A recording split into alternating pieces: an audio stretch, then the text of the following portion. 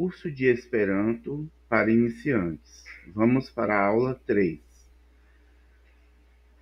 La auto.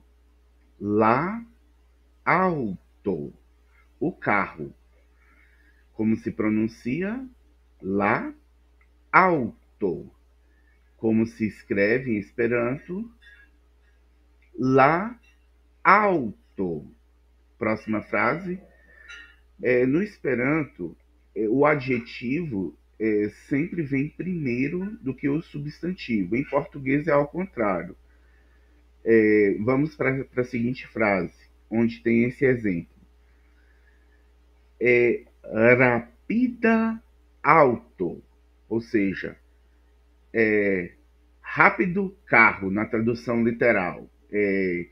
Em português, o adjetivo sempre vem depois do verbo. No caso, o adjetivo é rápido. Então, substantivo é carro e o adjetivo é rápido. Então, carro rápido em português. Mas a tradução literal em Esperanto é o adjetivo primeiro. Rapida, que é rápido.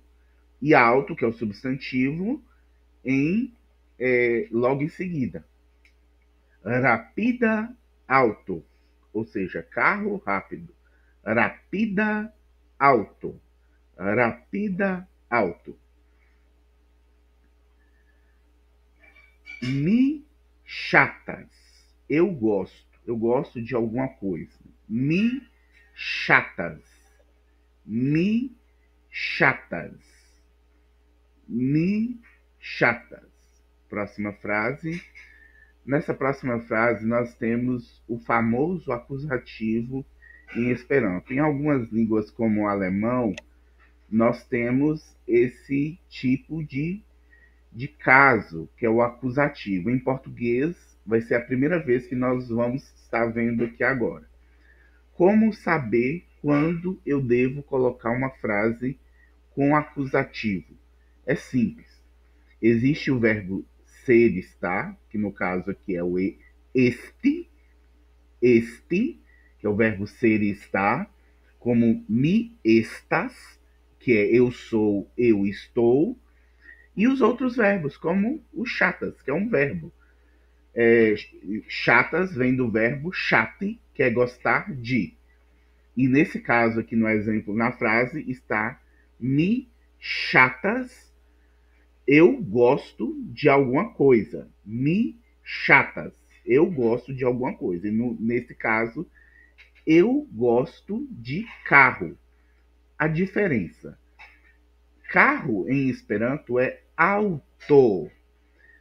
Como nós vamos colocar no acusativo, no caso acusativo, então todo verbo que não for ser ou estar, no caso esse, leva o substantivo logo após o verbo, leva um N. E esse N ele é pronunciado separadamente. Vamos para o exemplo. Me chatas auton. Então pronuncia-se o N. Auton. Então carro em Esperanto é auto, sem esse N. Quando o verbo não é ser ou estar, todo substantivo, no caso aqui auto, leva um N logo em seguida. Me chatas auton. É simples. Eu gosto de carro. Me chatas auton. Então, relembrando a regrinha de gramática em Esperanto, todo substantivo logo após o verbo que não for este, que é ser ou estar, leva um N. Vamos para o próximo exemplo. Mi chatas vin. Vi em Esperanto é você. Quando ele leva o N, que é do acusativo, ele se transforma em o, a, de você.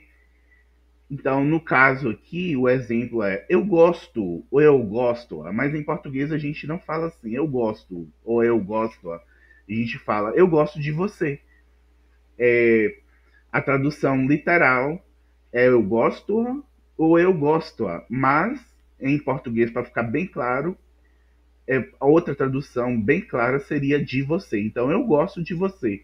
Me chatas vin. Pronuncia-se o N. Me chatas vin. Vi é você, que no caso é pronome pessoal. E o pronome pessoal também leva o N do acusativo. Então, vamos lembrar a regrinha do acusativo.